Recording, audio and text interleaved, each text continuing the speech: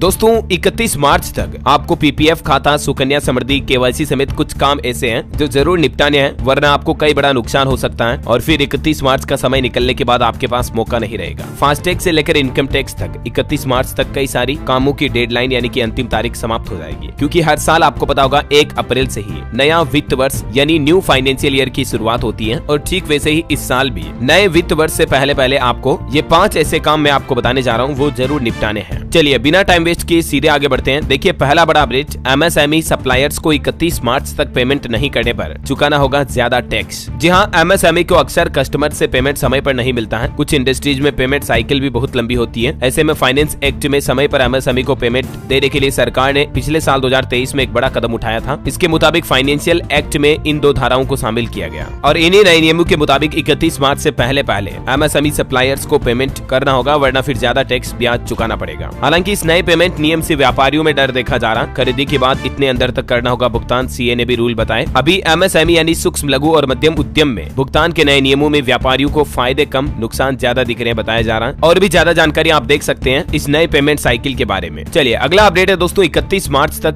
बाकी और 4 काम ऐसे जरूरी काम है जो आपको निपटाने हैं। इनकम टैक्स छूट के लिए अगर आप निवेश करना चाहते हैं तो भी 31 मार्च तक मौका है। सुकन्या समृद्धि योजना और पीपीएफ जैसे छोटी बचत योजना के खातों में मिनिमम अमाउंट जमा करने की भी लास्ट डेट 31 मार्च ही है। सबसे पहले बात करें सुकन्या और पीपीएफ में, हर साल एक वित्त वर्ष के अनुसार इनमें मिनिमम अमाउंट जमा करनी होती है, वरना आपका ये जो सुकन्या समृद्धि योजना का खाता है वो बंद हो जाएगा, डीएक्टिवेट हो जाएगा। फिर वापस एक्टिव करने के लिए आपको जुर्माना भी देना पड़ सकता है। तो इनमें 500 रुपए मिनिमम पैसा जमा करना होता है और सुकन्या समृद्धि योजना में 250 रुपए मिनिमम अमाउंट होता है। ओके, और अगला नियम देखिए आप, टैक्स सेविंग इन्वेस्टमेंट के लिए भी अगर आप इन योजनाओं में खाता खुलवाना चाहते हैं या एटीसी एटीडी का फायदा लेना चाहते हैं तो 31 मार्च तक आपको एफडी, ईएलएसएस या बीमा पॉलिसीज या इस तरह की बचत योजनाओं में खाता खुलवाकर निवेश कर देना चाहिए। इनकम टैक्स एक्ट के सेक्शन 80C के तहत आप अपनी कुल आय से 1.5 लाख रुपए की कटौती का दावा कर सकते हैं, यानी 1.5 लाख रुपए तक की आप टैक्स छूट पा सकते हैं 80C के तहत। और टैक्स छूट के साथ इन स्कीम पर आपको बेहतर ब्याज भी मिल जाता है, जिसमें एक तो पीपीएफ हो गई, सीनियर सिटीजन सेविंग स्कीम हो गई, सुकन्या समृद्धि तो है ही, post office national saving certificate योजना और पोस्ट ऑफिस टाइम डिपोजिट योजना। इनमें लगभग 7.5-8% तक रिटर्न मिल रहा है, राइट। तो इन योजनाओं में आप निवेश कर सकते हैं इस वित्त वर्ष की टैक्स छूट का फायदा लेने के लिए 31 मार्च तक। चलिए अगला अपडेट है, फास्टैग की केवाईसी जरूर करवा लें अगर आपने अभी तक भी फास्टैग की केवाईसी नहीं करवाई है तो, वरना फिर